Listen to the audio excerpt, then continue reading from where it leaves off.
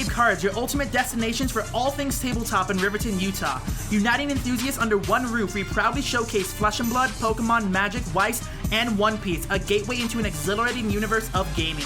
Immerse yourselves in our diverse products, including a very squishy array of Japanese plushies and the excitement of gashapon machines. Our expansive play area invites you to duel in epic battles and forge unbreakable bonds with your fellow players. We open our doors every day at noon, embracing a realm where cards come alive and unforgettable moments are forged. Come join us at Kayfabe Cards. Hey friends, just want to jump in before we get to the episode to remind you that the Speedy Awards voting closes on December 1st. What are the Speedy Awards? It's a way for us as a community to give back and recognize the true champions out there. Things like Podcast of the Year, Cosplayer of the Year, Player of the Year, LGS of the Year, Community Champion of the Year. And LSS has provided some prizes for those people who win this award. And I am going to throw in something for you. So if you go to the Speedy Awards and you vote for your favorites, I want you to leave a comment in this video saying, hey, here is my favorite Flesh and Blood memory of this past year. And one of you will win this. This is a Instant Speed playmat that is signed by James White, Brian Gottlieb, Chris Gehring, and myself. Take a look.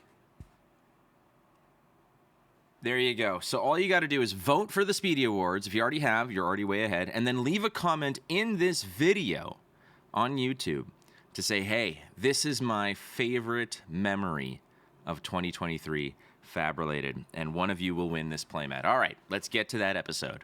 This is the Instant Speed Podcast, episode 107. We tried to start multiple times, but each time, one of these two doofi decided that it was a good time to make a stupid joke. I'm looking at you, Smuckers. But we have the... It's already there. Yeah, it's already well plastered on there. We have the two wonderful lads from Flesh and Pod, the only, and again, you can hate me. This is the only podcast that I religiously listen to every episode.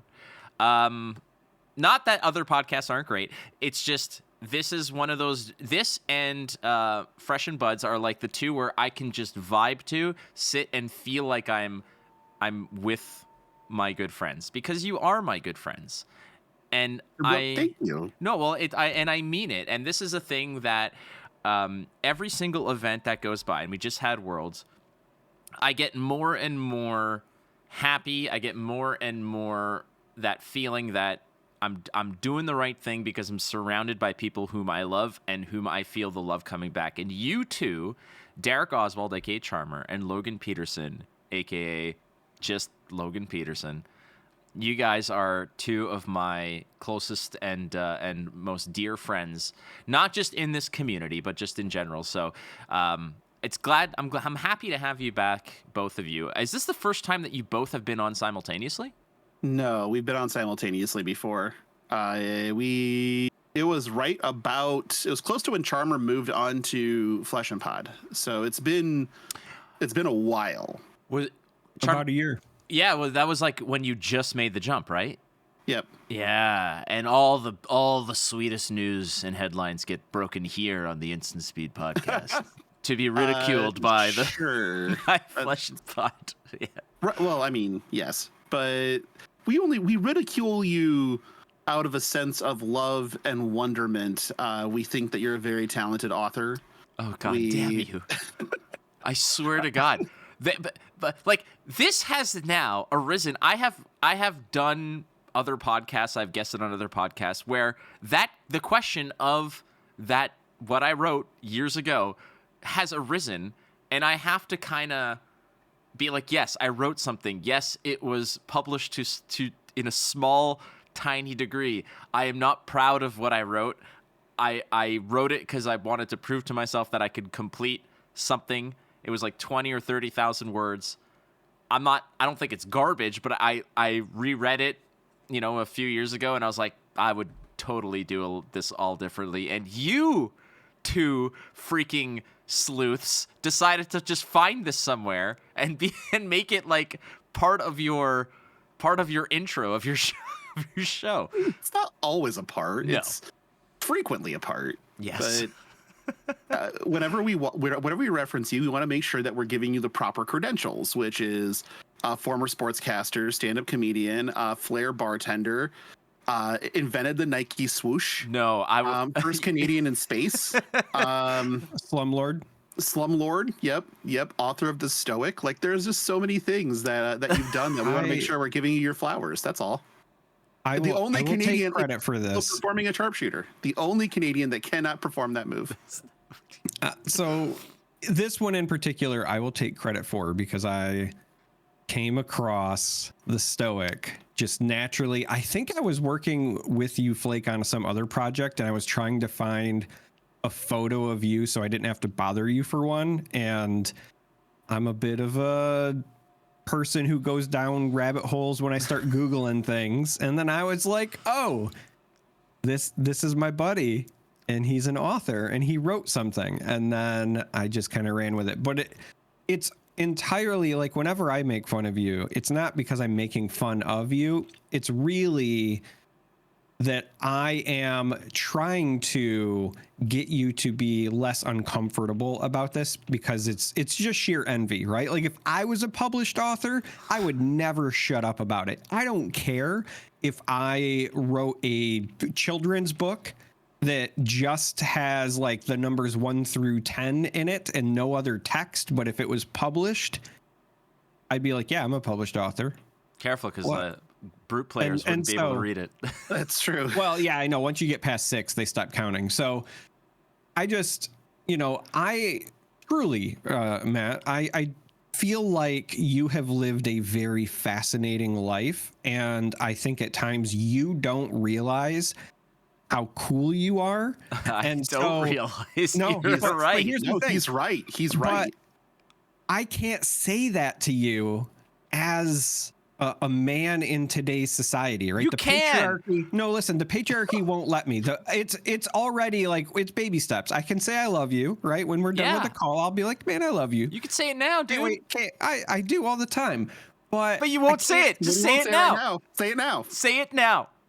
Right Listen, now. you're trying to derail the story here. I can't give you direct compliments, but the reality is, like, if you ever wrote a memoir, right, it would sound fictional, because the number of things that you have done, like, not in the joking manner, but I mean, like, in reality, because this is why we list the things. You are like the 007 of nerddom, right? Flair bartender, actual thing, still has the skills. We saw it on Twitter today, right?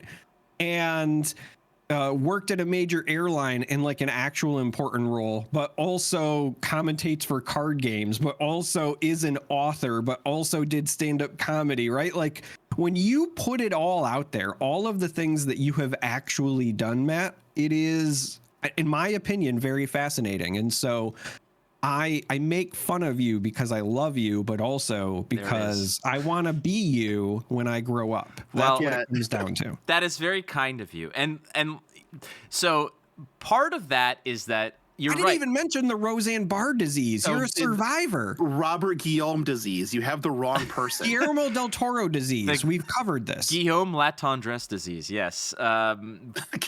So it's funny that you actually mentioned that. Yes, I had Guillain-Barré, which had me in ICU on a ventilator, paralyzed from the neck down for like months. I was worried. Yes. I was sending him messages and he wasn't answering back. I was like, dude, just like, let me know you're okay. And he couldn't. I couldn't because I could not move. That is the thing. And when you cannot move, but like that whole thing, by the way, like, yes, that is so I get asked a lot about, when you're dating, people are, like, if they have tattoos, you'll ask them about they ask you if you have them, and I say, don't have any, and they're like, do you want some? I say, no, because if you look, like, on my neck right here, that is your intubation scar, right? Correct. That's because I was on a ventilator for 9 weeks, and that, to me, is my marking. That has more significance. Your badge of honor. Correct. Yeah. That has more story. That has more. I look at that and, and this is not to say that it's better than any tattoo, because people get tattoos about things that are significant to them.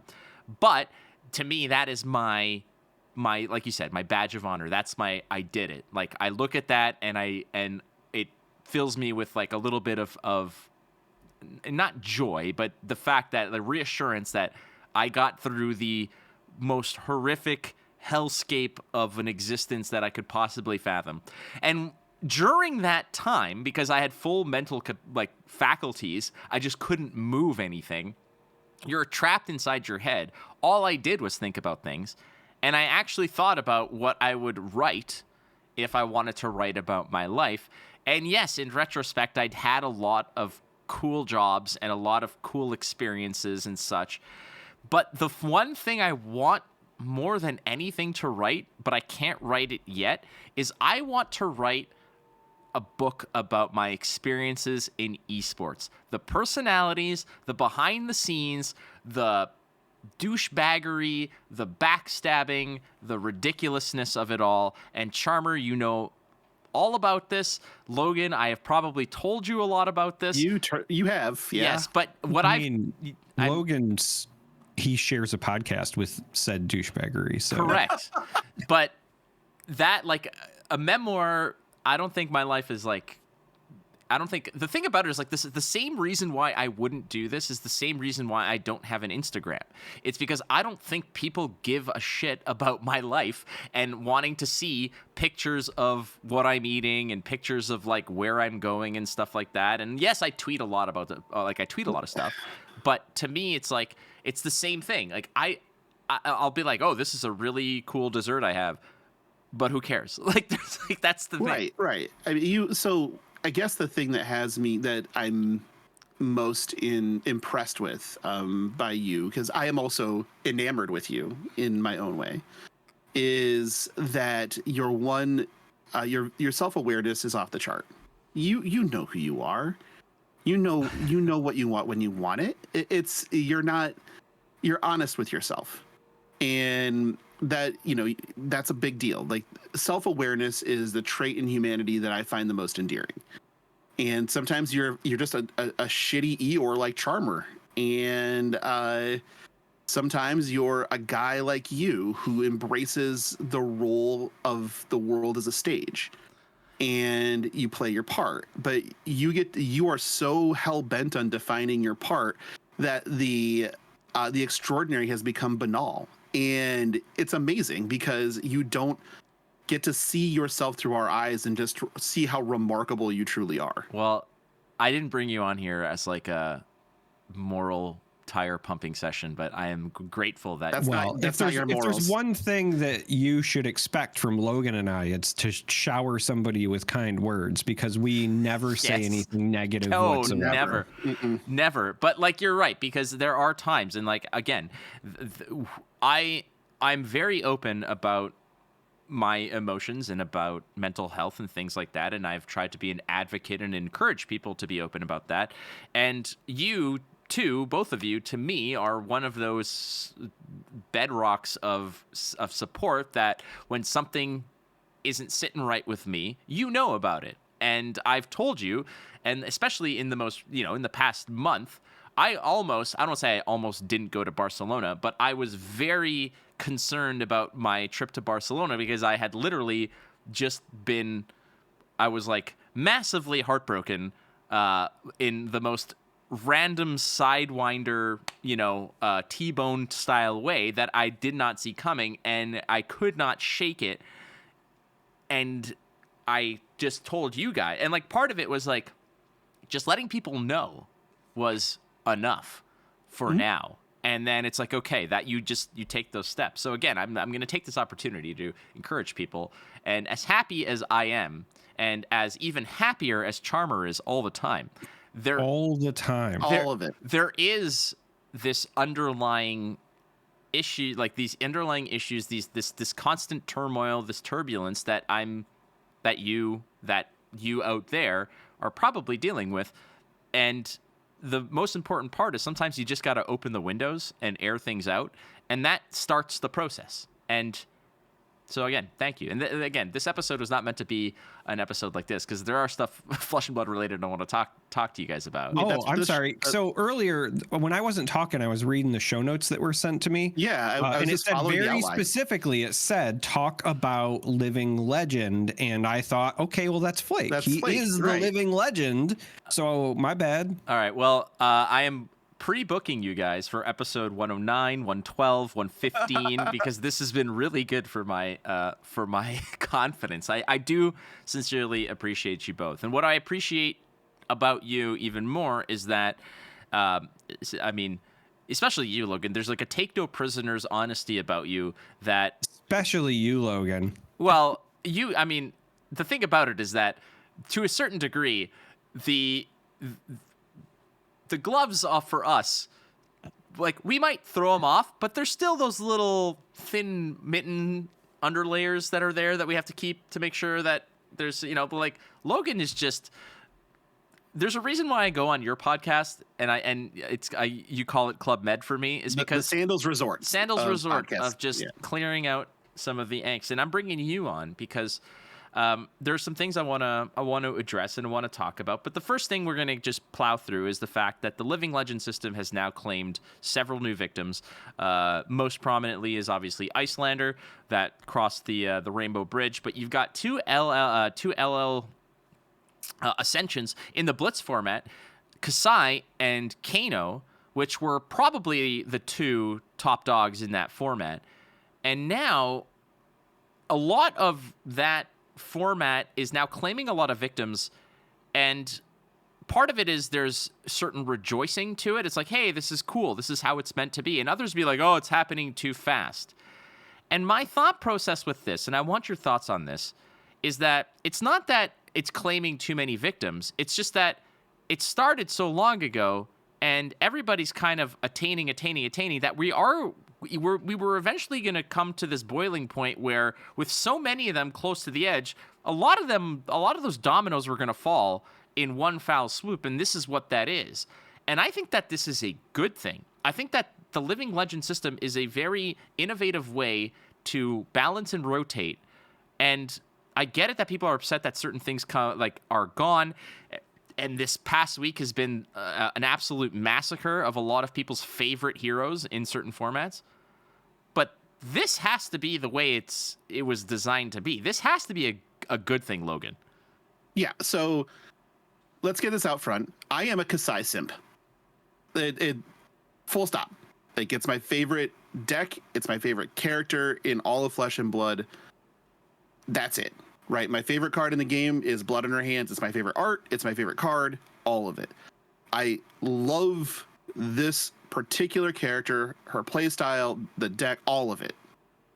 And to say that I'm happy that she's gone is a misnomer, but she needed to go.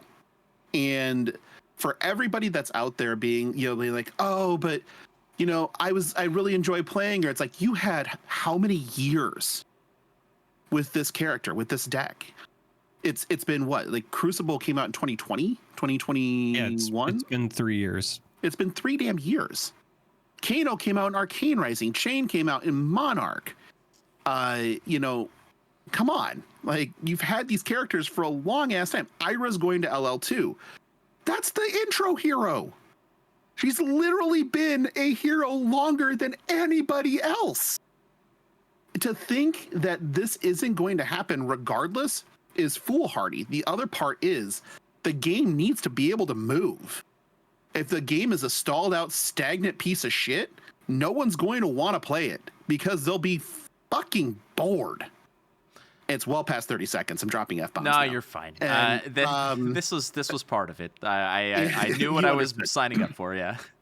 So at this point in time, you have to understand that they are introducing so many new heroes this year, and the Blitz roster especially was already like super long, like insanely long. So there needed to be change, and the best place to make the change is at the top.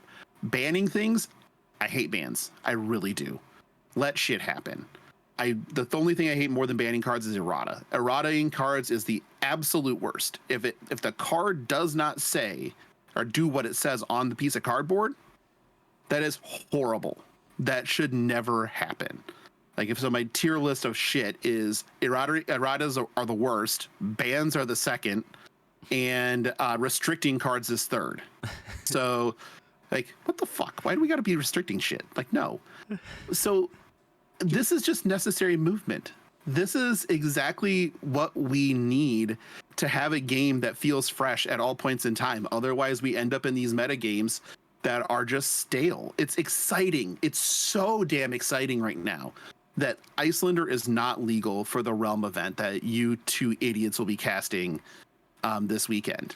It is so fun that that's not a possibility, because there's going to be people that are rolling up in Driptide, or they're thinking that they can just bust out Arachne now. The Teklovasans may come out of the woodwork because there's one less arcane hero to just destroy them because they can never play AB.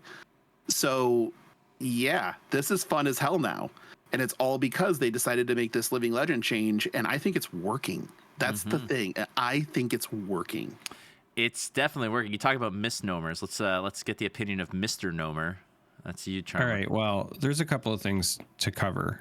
First, we really desperately need to get Logan the button, because it would have just saved Flake a lot of work. I'm just sitting over here going, oh man, he's gonna invoice him after having to no.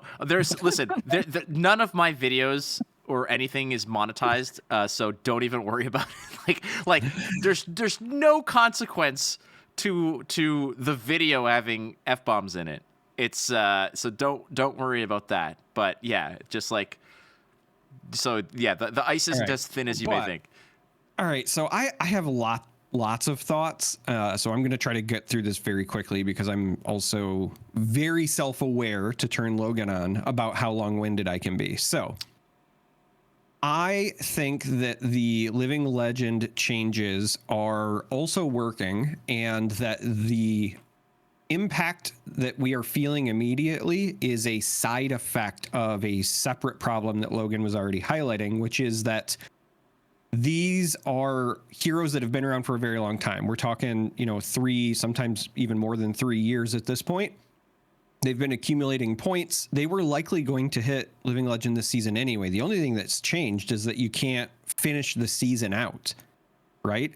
And I think that Brian Gottlieb he put on Twitter a very interesting point, which is under the old system, you would have not really had the change till the end of the season, but is that necessarily the best thing for the player experience there either, right? Because what you're trying to balance is, yes, it's a downer if 1 week I can play my hero and the next week I can't, but that's also going to happen at some point regardless. It's just picking the arbitrary point, right? Is it in the middle of the season or at the end of the season? But either way, you're going to stop playing that hero once it hits Living Legend. So having it cut off when they hit the threshold, I think, is overall good long term. But the reason that it feels like this season is claiming so many is not only has it been a long time coming, but I think the other thing that people forget is that Blitz doesn't have nearly the same number of premier events that Classic Constructed does. So it's been a long time, and these heroes have less events to hit that threshold. So there's the slower kind of slog to get there. We've never had a season in Blitz where we've played enough games, and on top of that had a hero so overpowered that they got to Starvo themselves in a single season, right? Yeah. Instead, even the most powerful heroes have been pretty well balanced against some other powerful heroes, right? So again, we're talking about Kasai, Chain, Kano, etc. So they're all just kind of hitting the cap at around the same time. And so it feels like these Living Legend changes are more impactful than they actually are. But also, I saw on Reddit today, no, I do not recommend going there. You go on Reddit? Wow. Yeah, I know. What's wrong with you? I take antidepressants for a reason, and Reddit is part of it. But I was on Reddit, and there was somebody who was posting some negative thoughts about Living Legend, and I'm fairly certain that it was a troll post, and they were saying how they feel like Magic is handling things better because they have clear start and end dates, and the standards rotation is good. And in my head, I'm like, okay, but like, the heroes that you're complaining about that just left are all 3 years old. So they would have rotated with your standard anyway. It's not like you bought into a hero because it came out in this set and 2 weeks later you can't play it. That's not what happened. again, Starvo's the closest example of that, and he needed to go. So even if there was no living legend, like he would have just been banned. Like, let's just be honest, right? If we had a ban system instead of a living legend, he would have went. Yeah. And we all know it. But this feels better, in my opinion, because it's like the nice send off, right? It's your Viking funeral for your hero. And I think that feels better than just, hey, that thing that you were having a lot of fun with, it's banned. Why? Because people complained. Not like, oh, he attained this living legend status. It's, no, just, you got skull clamped. Sorry, your favorite card is gone. Yeah, well, and I just wanted to touch on the thing about you talking about the Starvo thing, because like people were complaining about Starvo like 3 weeks after it was printed. Like, and I'm not talking about casual complaining, like full on lobbying. Yeah. We have to change this. This is unreal. So imagine if that was now locked in for 2 years.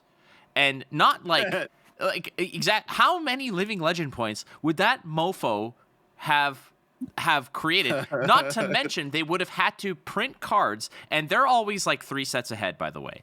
Heavy Hitters is already it's in boxes, it's ready to go. The next set is already at the printers. The set after that is getting final touches, and if you want answers to shit, it's Brian Gottlieb and James White are in the lab for whatever is coming out at the end of 2024. That's what they're working on right now. The end of 2024. They're like a year ahead of everybody. Right. So Starvo wouldn't have, like, if you're not living legending things, if that's not how something gets pushed aside, you're either outright banning it or you're printing cards that counter it, that are out there to, you complain about Warmonger's diplomacy, like, shutting down heroes. You'd have to print out whole things to just target, Starvo, which would make other things feel bad because those cards would then continue to be illegal. But you'd live in a Starvo environment for 2 years. The thing would have had 4,000 living legend points. I'm looking at it right now. 1582 is the number that he got in like 3.5 months, man. In 3.5 months, I would set the over under, because we are a gambling podcast. Of course, yeah. I would set the over under at probably 5,200. Yeah, I would. I think that's perfectly fair. And by the way, I might take the over. I would take the over. If we're talking about a set period of time, yeah, I'm taking the over. Yeah, right. That's dumb. Look, here are the parameters on this, okay? It exists for 2 years, okay? Nothing will get banned. There's no bans. Nothing is banned from it, like, at the time, because they got rid of Awakening, I think. Well, and they also got rid of like Pulse of Eisenloft. No, they got rid of Autumn's Touch. That was the Autumn's biggest thing, Touch. actually. Autumn's Touch was another one. Yeah, but well, if you say no bans, then yeah, I'm taking the over. 5,200 is like easy. And I actually had my podcast sponsored by Rivalry Gaming, which is like a Toronto-based sports gambling and esports gambling thing. They sponsored the podcast, so these are definitely odds that you could bet on at Rivalry. But they don't sponsor me anymore, so don't go there. So other quick thoughts so I can close out my living legend rant here. Yes. Logan also made another fair point that I think people are not taking into account, which is the Blitz format, which is comprised of young heroes, has a much bigger roster than Classic constructed. Because, yeah, we've got all of the young versions of the adult ones, but then we have also had the Kasais that don't have an adult version yet. I know Logan's very happy. And we've got the Valdas and the KOs and the Benjis and all of that. So that roster is just significantly bigger. And none of those heroes have had a chance to shine really either. And I think what they want is, I think LSS has figured out that, yes, they want you to identify with heroes and they want to give them a chance to shine. Right? Mm-hmm. Because you get like the Cult of Azalea, for example, who are like, hey, I love this hero. When am I ever going to get like my shot with it? And you've got to do something to kind of like do some sort of rotation without doing a real rotation. And I think that this is a big part of it. I also feel like no matter what happens, because they've done such a good job with character building, you're never going to feel all the way good about your hero going. So like Logan said, to say he's happy that Kasai is gone is a misnomer. Of course he's not happy. No. And I'll be honest, if we already hadn't gotten the new Kasai spoiled in heavy hitters, I'm sure he'd be a lot more upset about it. Despondent would be the correct word. That'd be hammered right like, now. I would be in my DMs answering him going, man, just keep playing. Like, have hope. Because he'll be like, I don't even know if I want to play this game anymore. Like, my Kasai's gone. That's all I had to look forward to. Like, I know how it would go. And so I get it. If I found out tomorrow, like, I couldn't play Uzuri or Bravo anymore, I would be on the struggle bus. No lie. For sure. But I also feel like you still have to have like the evolution of having these heroes rotate out. And this is, in my opinion, the best way to make it feel good, because forcefully rotating them arbitrarily feels bad. Outright banning them feels bad. At least when they do finally get their send off. Like I said, I think of it as like the Viking funeral, right? Like it's, hey, you did this great thing. Let's all honor you, send you off into the sunset. You know, maybe light some cold foils on fire. We'll have a good time. I know. The destruction of property is just, it's like a dog whistle for property, you. Whatever. Well, the number's 15, by the way. There are 15 more Blitz heroes than in CC heroes. That's nice. It's like 15. That's like 5 sets worth of extra heroes. That's a lot. That's what we're getting next year, right? It's like 14 or 15 heroes or something like that. Heroes, so, and like the thing is, Living Legends system is inherently a good thing. And the problem with it, I think, is that eventually you're going to come to positions where you get lexified, where basically it was a subpar hero and they kept feeding it like little bits and pieces until it just got pushed over the edge. It's like, you ever go to like a hotel and you're trying to figure out the shower and it's like an eighth of an inch is like 1,000,000,000 degrees and getting it just right. Like you're going too cold. And then you just like crank it a little bit too much and all of a sudden it's like scalding hot. That's what happened with Lexi, is that they just kept giving her little pieces and it's like, okay, maybe now. And then all of a sudden it's like, kablamo. Here's all this stuff that we kind of thought was going to be for, Azalea, but Lexi's using it and Lexi's crushing with it. And turns out there's some pretty good stuff. And that is the issue I find, is that things will then kind of, without a set date of rotation, things might gestate for too long and keep getting spoon-fed little bits and pieces until all of a sudden it's just way overboard. And that's what happens. But inherently, Living Legend is a good system. And I think that it's doing its job. We just happen to have 3 heroes go to the gallows this week, and that's just how it goes. But you can still play them. There's still tournaments that are going to be happening. There's 16 callings next year. My guess is that at least 1 or 2 of them is going to be a Blitz or a Living Legend one. Like, let's be real. Yeah, for sure. There's going to be battle hardens for this stuff. There's supported, infrastructure to do it competitively. Anyway, I don't play Blitz, so I don't know what else to tell you. Well, sure. That's the other funny part about this, right? Is it feels like just yesterday there was everyone saying like, Blitz is awful. It's not even a real competitive format. They removed it from Worlds, and then we have a Blitz season and heroes start being LL'd and people are like, wait, it's my favorite hero. And it's like, well, which is it? Do you play it or not? Yeah. No, there's that's called the internet. And that's yeah. I mean, the loudest is usually the most correct, according to Brian Gottlieb. It's like listening to the song Mambo No. 5. Everybody does it, and nobody wants to admit to it. Blitz is the same thing. Everybody plays Blitz. They just don't want to admit to it. Okay. Well, the other thing I want to dig into, because I know you guys are don't take prisoners, and I'm to a degree the same way. There was this conversation that was kind of out and about for a little bit when Icelander eventually LL'd, that like the celebration, like that scene in the special edition version of the Ewok celebration, yeah, where they're like pulling down the statue of the Emperor, everybody's celebrating. It's like, yes, but like I think you're celebrating for the wrong reasons, because there's a lot of people saying that like, oh, thank God ice is like the worst thing that's ever happened, and this is this kind of disruption is bad for the game and this and that. And I'm like, is it really? Because of other like, and I get it, because there was I think it was Alex Sneed who had tweeted out and saying with ice gone, there's now no more disruption in the game. We can play our game. And I'm like, I don't know how much of this is like just hyperbole and just trying to make a point, but I was like, that's not true. It's inherently not true that there's no disruption in the game, because if your metric of disruption is just paying more for things, then that's kind of like okay. But pummel, censor, erase face, warmonger's diplomacy, anything that stops you from, when you drop to 4 and you're formulating your plan, anything I do that stops you from, or forcefully stops you from executing that plan. If I just send vanilla damage, you can just take it and do your plan.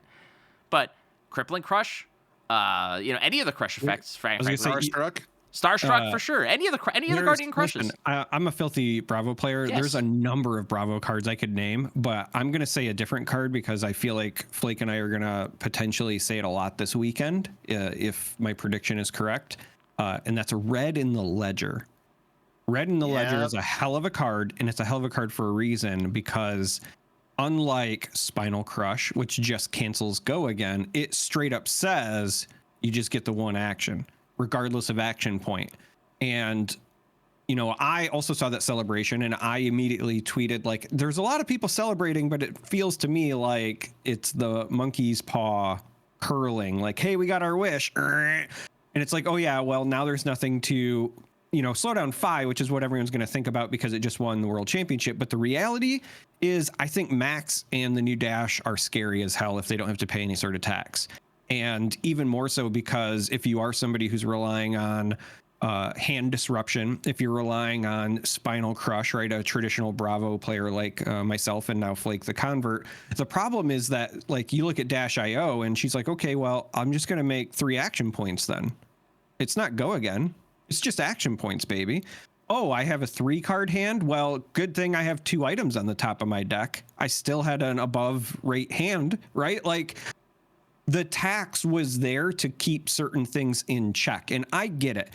Nobody likes to have points in the game where they feel like they can't play anything. And I think that's what the crux of this is. There's a lot of decks that if Channel Lake Frigid is on the board, and that's the funny thing, I saw Frostbite mentioned a lot. I actually think the real offender for most folks is Channel Lake Frigid. If Channel Lake Frigid is on the board and you're playing Ninja or you're playing like an aggressive mech or something, like, it feels bad. I fully get it, but it's only a couple of turns, right? It's not... Look, some of these people never played during the land destruction days of Magic, and it shows. Stone Rain, baby, all day long. And I say this as the filthy birds into Stone Rain into Plow Under player here. Oh, yeah. Right? Say more. Or the Sakura Tribe Elder into Solemn Simulacrum into Death Cloud for 3. Death Cloud for 3. Oh, you want a deep cut? Here's a deep cut for you, Logan. And you actually, Charm3r, and the 3 other people who played Star Wars CCG back in the day. I used to just sit Yoda on Dagobah, okay? Play Revolution in a spot, slam a lightsaber on him, drain, and then basically play a million senses and altars and delay effects, and just be like, all right, I'll do 2. I'll do force drain for 2, and you can't do nothing, and force drain for 2, like that. Again, same thing, like you're talking about land destruction. Have you ever heard of blue in Magic, for Christ's sakes? Well, there's that too. But so, like, listen, I empathize with the players who want a play experience where they feel like they get to participate, because I fully get it. I do not want to take away from those players' experiences. That sucks. It's the reason I stopped playing Magic. I got tired of getting land screwed, getting land flooded, whatever. Wasteland. You know, like Wasteland. Land destruction, all sorts of stuff. Like it's not fun. But the beauty of Flesh and Blood is it was only ever for like a turn or 2. Unless it was a very rare circumstance, right? Yes, there are games where your opponent goes like crippling, spinal, crippling, starstruck, tear asunder, right? Like, and I know because I do those to people sometimes, and I feel bad. Right? I feel bad when I do it. And so, like, it happens, but like, let's be real here. That's like a 1 in every 10 games. And even then, there are some decks that can win through that, right? Same thing with the ice stuff. Yes, sometimes they load you up with frostbites and it feels like you can't do anything, or they keep CLF. I had one person who kept it around for 3 turns once, and I was like, you gotta be kidding me. But when I sit back and I go, okay, how often does that really happen? Pretty rare, right? Once. So I just feel like the celebration is early because there are a number of decks that are going to thrive now. And if you're somebody who is piloting those decks, you're probably pretty excited. But my concern here's the second half of the equation I think people are forgetting. My concern is that without good or relevant disruption effects, Flesh and Blood becomes a game about who can make the bigger number. And that's just not fun. At least for me. Like, the entire fun of card games is being presented with a board state and then making micro decisions so that I can, over the course of a game, get an advantage and feel like I outplayed my opponent and won, right? We're both presented with the variance of our decks. We're both forced to adapt, but the micro decisions are where you separate good players from bad, etc. But if there's no disruption, if there's no decisions, and it's literally like solve for X every turn and whoever has the bigger number wins, that's not fun. Well, that becomes another Starvo meta, because then it just becomes the Yeah. matter of literally, okay, the average value of every card in my hand is 5.2. If I play that deck, it's 4.9. So I'm just going to play the deck that gives me the most. Like, if nothing matters. I'm having flashbacks to Cheerios Briar. Yes, but Cheerios Briar, the on-hit effect was like creating Multiple embodiments. Yeah, Yes. there was embodiments, there was snatch. Like, I'm not saying that there wasn't, but what I'm saying though is that, like, part of what drove the design of that was trying to maximize your damage output, right? At the end of the day, it was, hey, I get 4 cards every turn. What's the biggest number I can make? And you run with it, right? And I hope I'm wrong, and I hope Heavy Hitters gives us some more tools, but I feel like the people that are celebrating this in a couple of months' time, if not a lot changes, are going to be like, oh yeah, now I remember what it was like pre-ice. Like, It's not even pre-ice, right? It's so one, people don't like to pay taxes.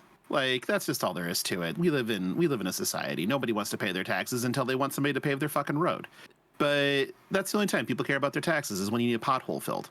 But the real thing here is that Frostbite's had a natural way, and Channel Lake Frigid had a natural way of slowing the game down. And as humans, we are conditioned, our brains are built to want to solve puzzles. And that's where Charm3r, I think you're coming from, is you want the puzzle. You don't want a big number go burr. You want, okay, I need to plan around these scenarios and instances I'm being presented with, and I have to plan around what my opponent could do. Icelander was the perfect puzzle deck. On both sides of the ball. Like, because if you're playing against Icelander, you've got to solve their puzzle too. Yes. And if it's the Icelander player, they have to execute their game plan to present you with the most awkward positions possible. And so it becomes that sort of puzzle and chess match, and that's interesting. That's why, I mean, when I talk, so I wax poetically about Starvo, it's never about Starvo into anything else. It's always the Starvo mirror. Because you both can make those big numbers, and sometimes it is not the right thing to do. Because the end game is so much more important than what you're doing this turn. And whoever could execute their plan to get to end game better was going to win. Yep. That was always pitch stack mirrors. like, Take the awakenings out. Yep. Yeah, the whole nine. I'm right there with you. That puzzle was fun as hell. It was. Because but that's what. And playing Starvo, on the Starvo side of things, as the Starvo player, playing against other decks was boring as hell. Like, it was so dull. Well, you're beating the piss out of them, and then they just be like, it's like, oh, you have a turn.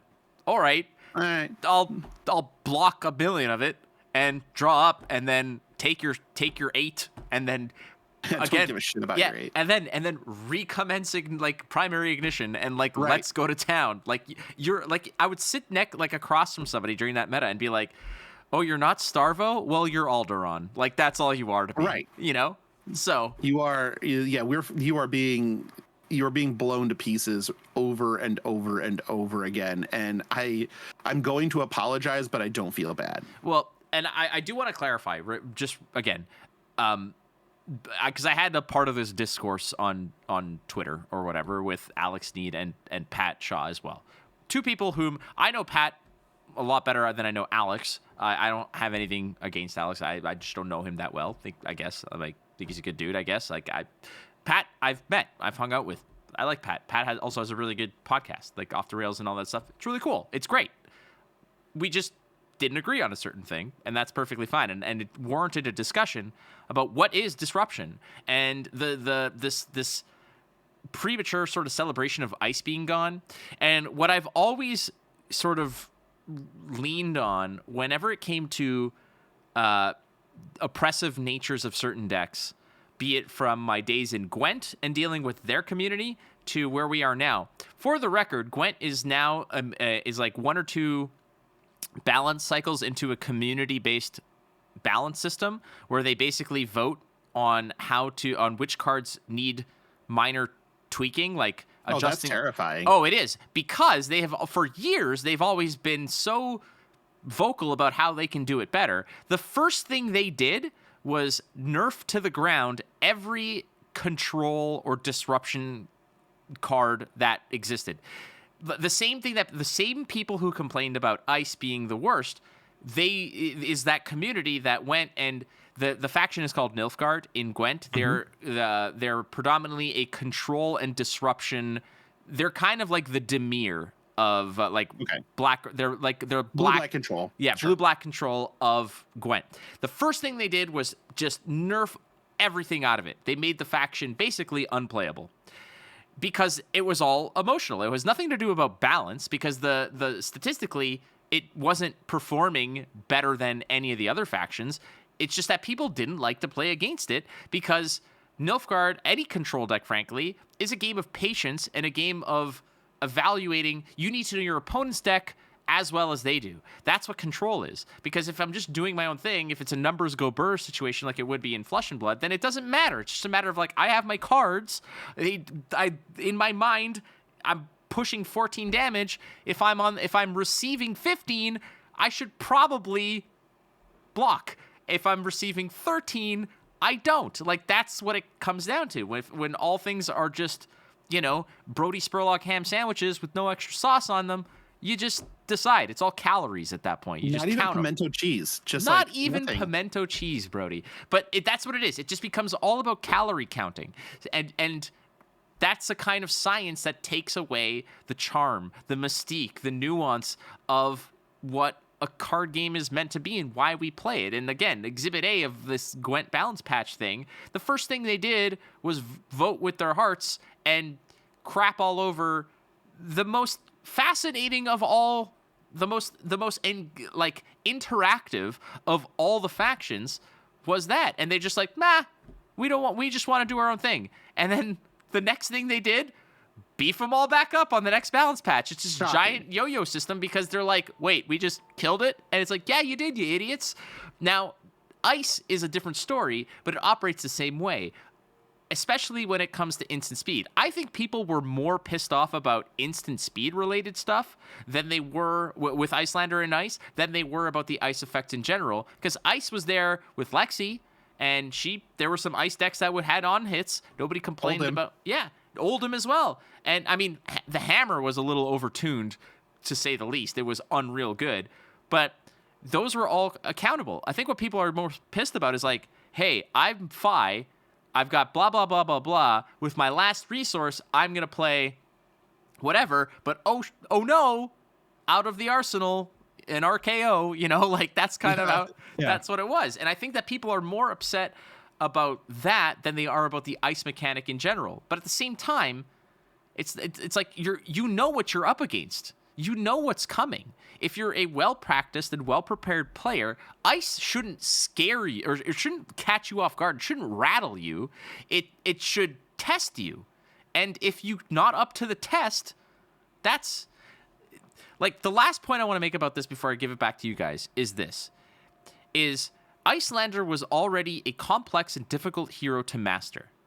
It was agreeably probably one of the top 3 heroes in terms of power level, but at the same time, the reason why you're losing to it isn't necessarily because the hero itself and the ice mechanics are overpowered.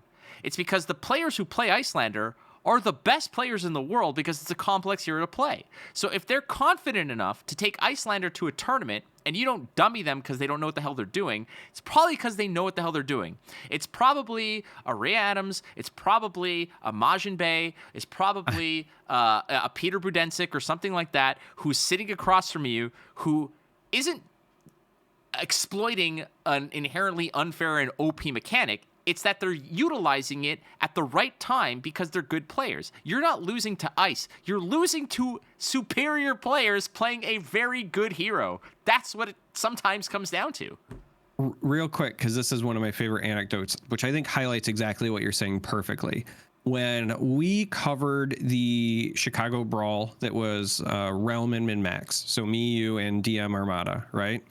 There was a great performance by Mr. Drip Drop Dando on Uzuri, and obviously I'm a big Uzuri fan. So I talked to him afterwards about his list, and I was like, hey, I just noticed, yours was very red heavy, and I wanted to get your questions about your Icelander matchup because, that can be troublesome for me anyway, in theory, when I'm looking at this red list.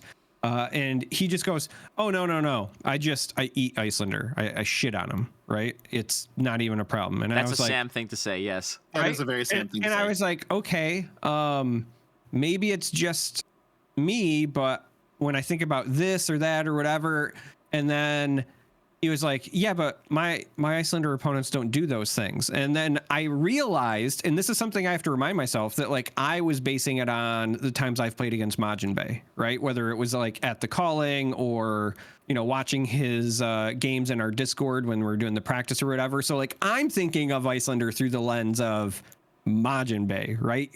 Sir Kules himself. Yes. And he's thinking of everyone else. And so he was basically like, I don't have to worry about it. It's not a problem. Icelander is not real.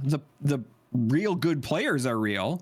That's a different story. Yeah. But like it's the same reason why if I'm playing a matchup where I feel like I'm a 60-40 favorite, that goes out the window when it's Michael Feng across the table from me.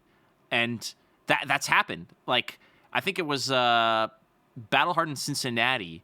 He was like my round 2 or 3 opponent, and I was on Bravo, and he showed up with Briar, and I was like, all right, I'm pretty good into Briar. I don't think I've lost like many games in my practicing against a Briar, maybe 1 or 2. I know how to play against it, but it's Michael freaking Feng. Like, so he won. He beat me obviously, yep. and cleanly and relatively, it wasn't close. Like, he ended the game with like 6 or 7 life, and I was just up against it. Like, that's just the way it goes.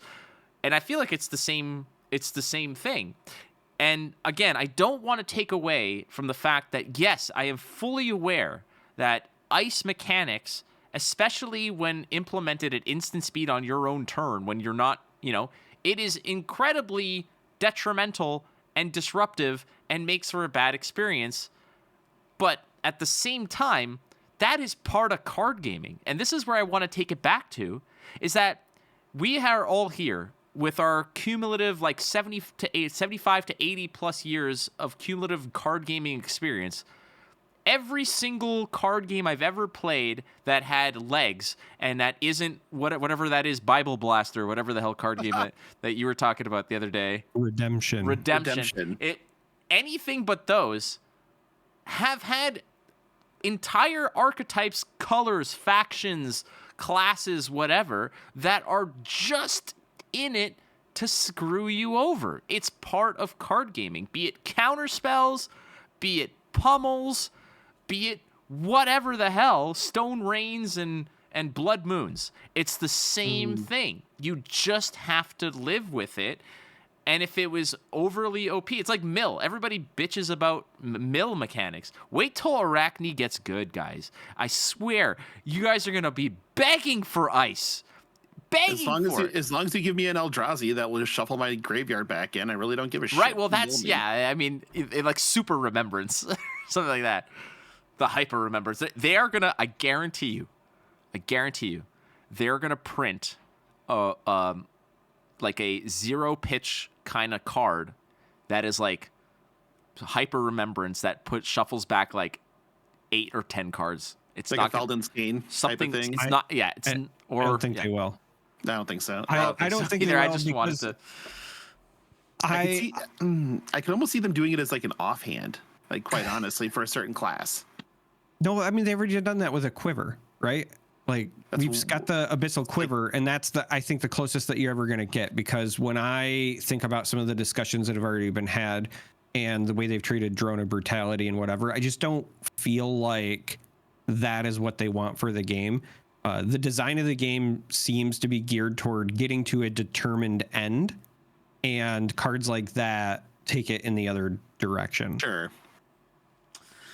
But overall, I mean, disruption is a necessary thing. And to think that with ice leaving the picture, it doesn't exist, I think is also incorrect. Of course it exists. Oh, yeah. I mean, the most reductive take that I can take here, and I'm fully aware this is completely reductive, but basically you can think of card games in one of two ways. You're either both racing or it's a tug of war.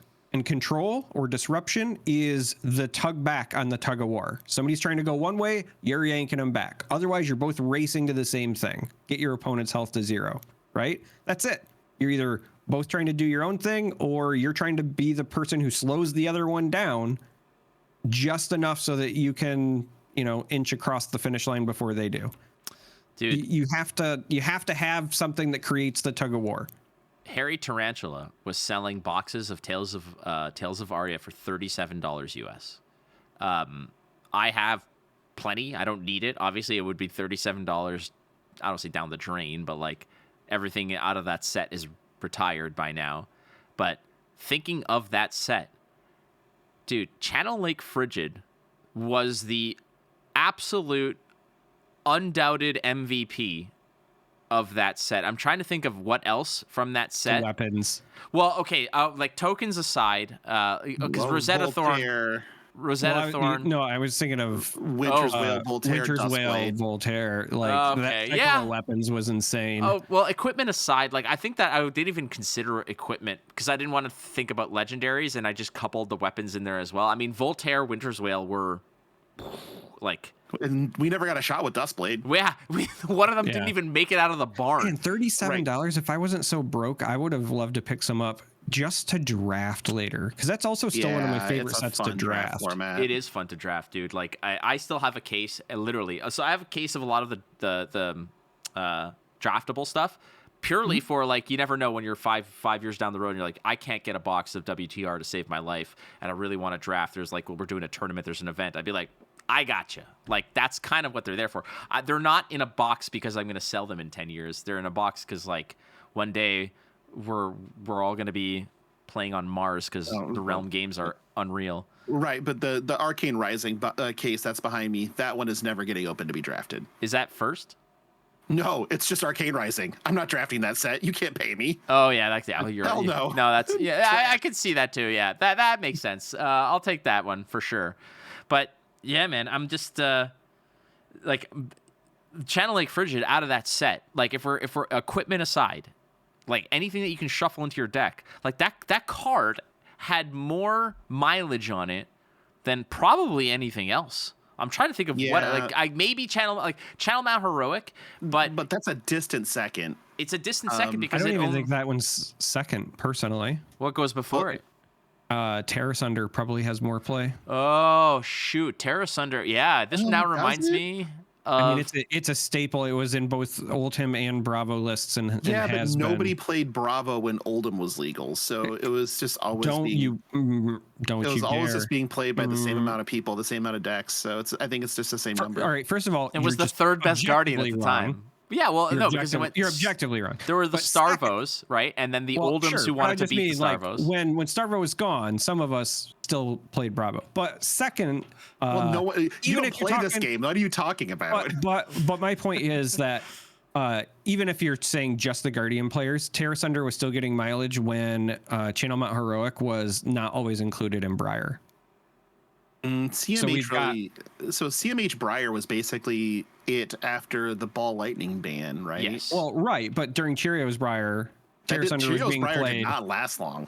Well, but that's still time where Terra Sunder was being played and Channel Mount Heroic wasn't. Well, but everybody was playing Cheerios Briar. Who was playing Guardian? The fun part about Terra Sunder back then is like during the like pre-errata Briar was the fact that like Briar would come in, and then your Terra Sunder, you're like, oh, I got a I have a block 9 with this. Exactly. I don't give a One shit. card block 7. Like the amount of Command and Conquers I blocked with like nimbleism, like it was Right. stupid. It was like if- so dumb. Let's put it this way: Dagon White didn't play Guardian when Cheerios Briar was legal.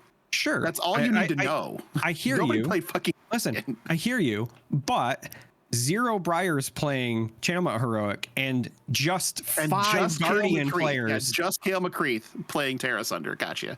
That's still more Terra Sunders.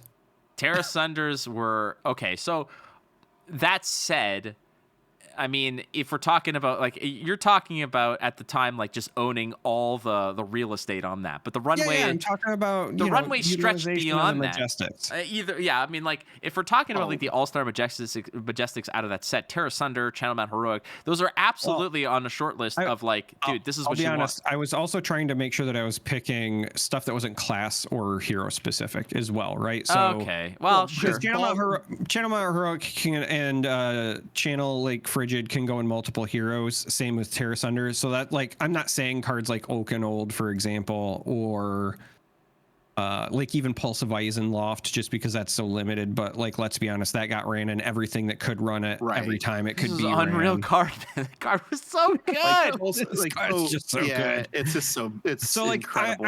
I'm clarifying why I'm not listing some of these other options, right? Ball Lightning, again, it was shorter lived, or otherwise I Right. would have been like, yeah, Ball Lightning, because that card was also busted. But I'm also factoring in here the versatility of it, because Channel Man Heroic was in Starvo, it was in Oldham, early Lexi builds had it. But what about Bolt and Shot? Bolton like- Shot is that from Tails? That's Arya. Yeah, that's definitely Arya. No, I don't think you that's understand.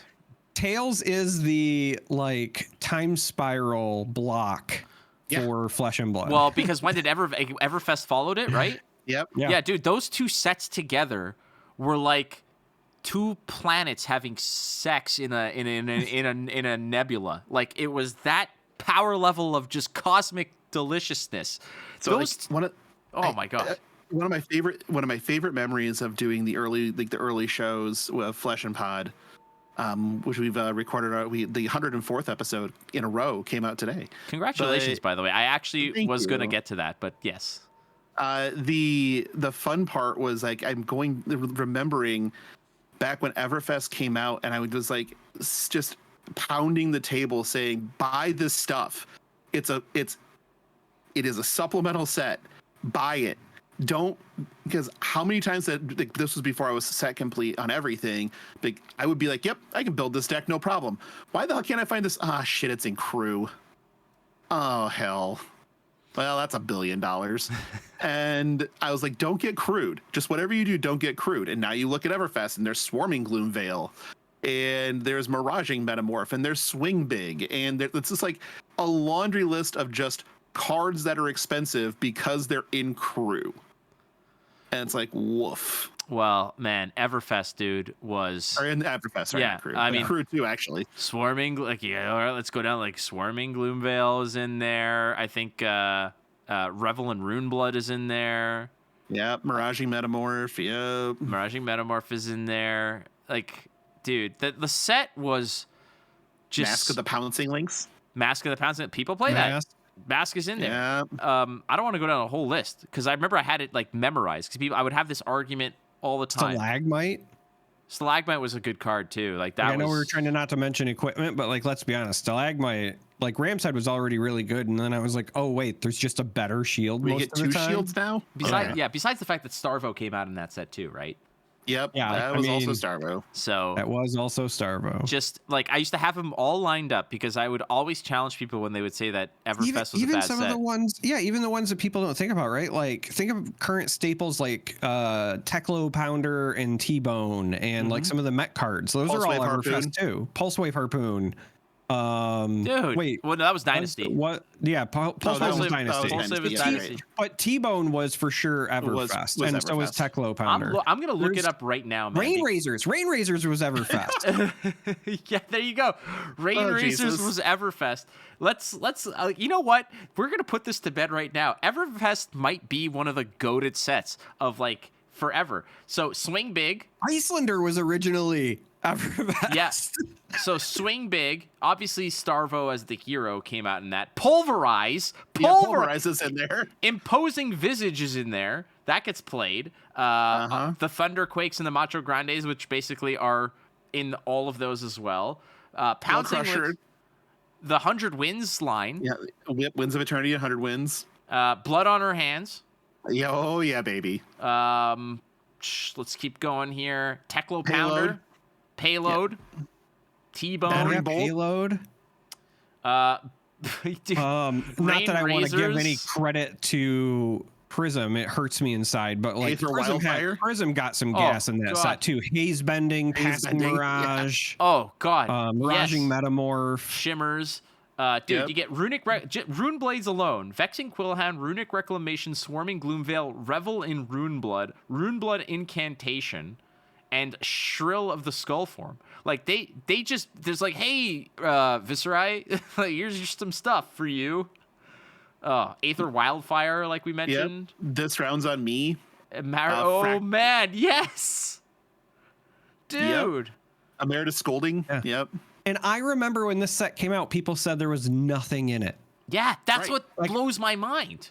And I screamed from the mountaintops, buy it. They were so focused on the cold foils being a bunch of those items. And so they were just trying to be like, well, what's the money card in the set then? Because it's always these cold foil items. And I was like, all the playable stuff? Yeah. Like, this set has so much good stuff in it. Yeah. Do you know how many times I've played the card Blade Runner in my life? It is hundreds. Dude, like, and the funny part about this is that there was a time, it might still be now, that you could, if you were like charismatic enough, you can go up to a vendor and be like, look, I know you're selling the boxes for like 75 each. I'll take 4 and give you like two C notes, like call it a deal. And they'll be like, yeah, you can probably get them for $50 a box. And the EV on them is unreal. And there's only first ed. That was still in the era of first and second, but they never released the unlimited. So it's nuts. Yeah, no, it was a pretty awesome set.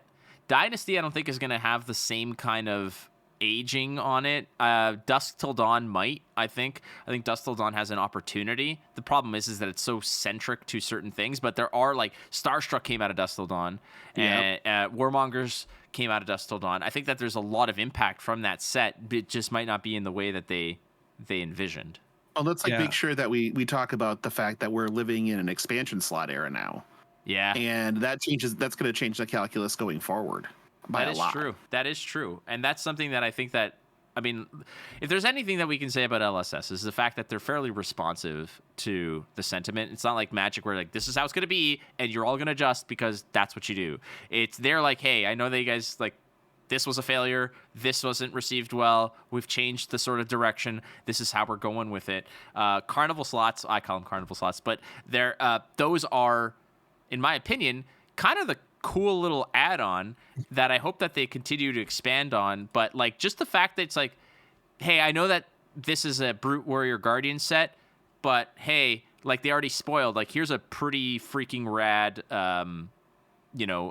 what's it called, Arachne specialization. Yeah, it's like you guys are gonna get really good card. It's like we're not expanding the archetype of your hero or like exploring new territory. What we're doing is we're giving you one more magazine for your arsenal here that you can lean on. Like we're bolstering the arsenal a little bit here for you, and that's what I like about it, because that one card might actually put Arachne on, or like if the winds are right, might put her on the map a little bit, and that's what I like about those expansion slots for sure.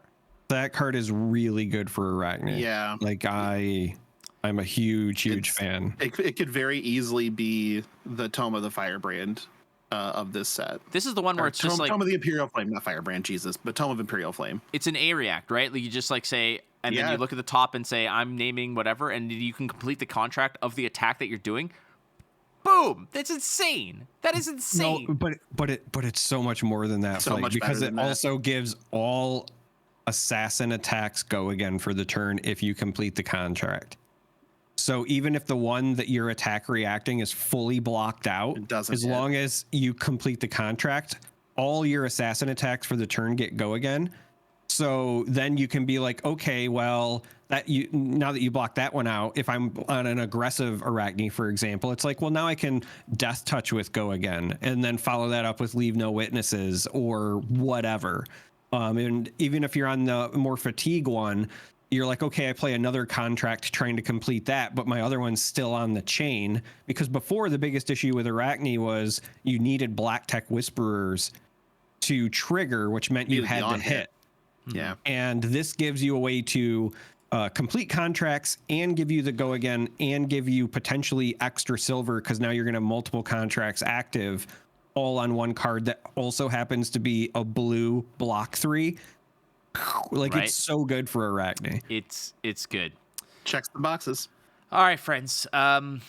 We got some Patreon tier 3 exclusive content that I want to dig into. Oh, no. Yeah. Well, I mean, I don't have much prepared because I figured that we're going to basically poke the bears here.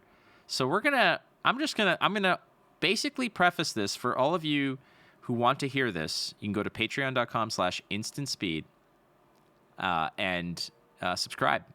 And tier 3, you're going to hear, hey, what's pissing you guys off? Also, not the first time I've been called a bear. Just gonna throw that out there.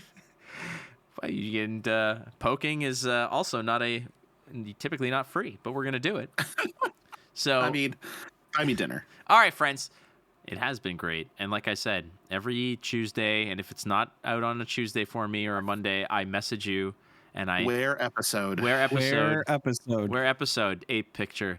You guys have been great, and that's I love and respect you guys, not because of Flesh and Blood or this or that. I love you guys. That's the reality of it. But at the same time, I listen to your show and I feel I'm comforted because I feel like I'm one of the gang. And I know that we've hung out privately, but I'm hoping that translates, and I don't see how it can't, because it's just it's kind of like when you're in the back seat of a car and the two people in the front, they're not necessarily paying attention to you, but the conversation's for everybody, and that's what I love about it. And 104 episodes is it's a minor miracle in everybody's busy schedules and such. So congratulations on that.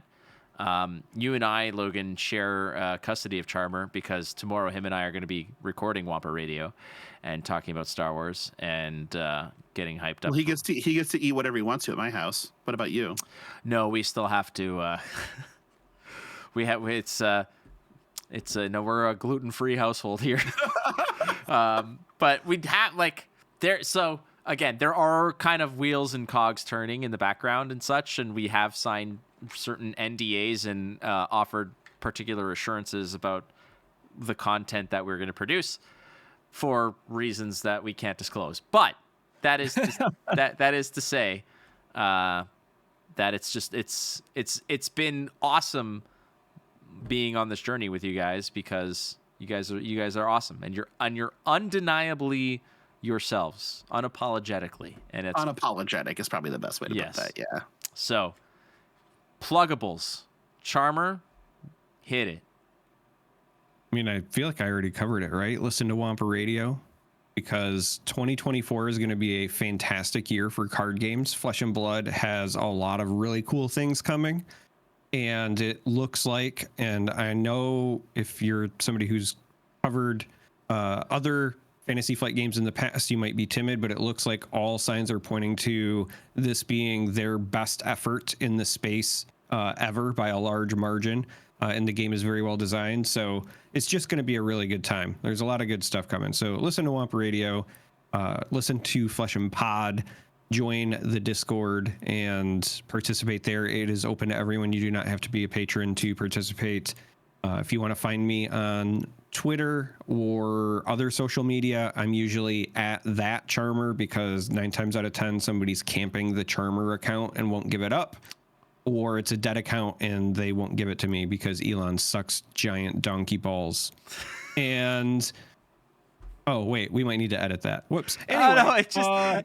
How big are the donkey balls? I'm trying to envision this. I can't put pictures in my brain. Cartoonishly big. I'm talking donkey from Shrek.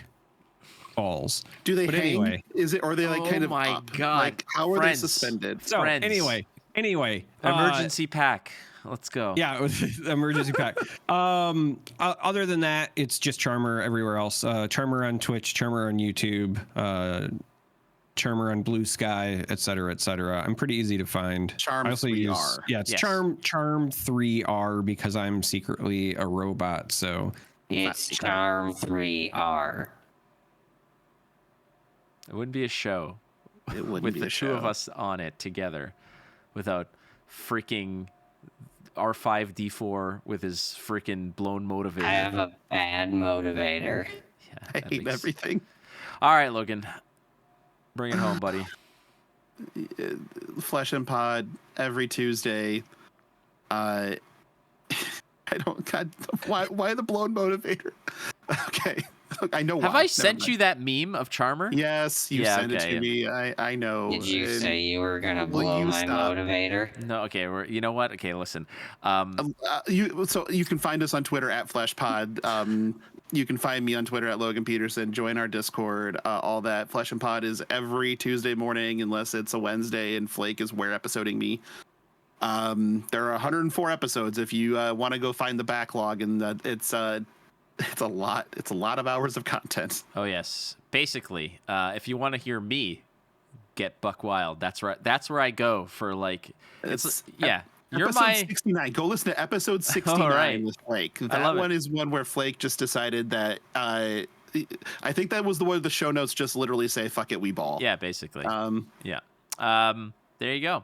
I also want to let everybody know that this comes out. I think you might have a day or two left to go ahead and vote for the Speedy Awards, of which Best Podcast is a category, and you boys are racking up some votes. So it's been, you're definitely a horse in that race. That is, it's nice to see. But you can go check out at Instant Speed Pod on Twitter. The pinned post should be where you can go ahead and access it. It's like 10 questions of your favorites for the year. At the end of the year, Tommy Fresh and I are going to do a little community awards ceremony where we're going to have prizes for some of the winners. Actually, LSS sent me a care package to spread some love, so that's pretty awesome.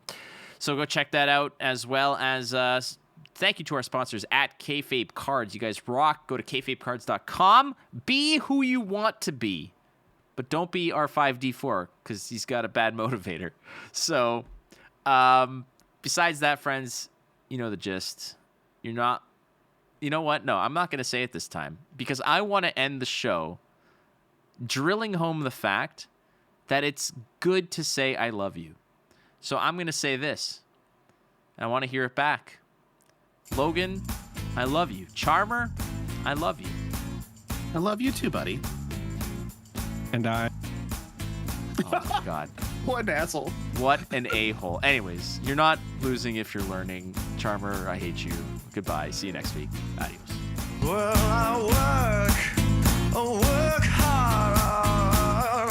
How come everybody wants to shuffle my cards? And I think that it's true. There's nothing of importance on the 6 o'clock news, and I believe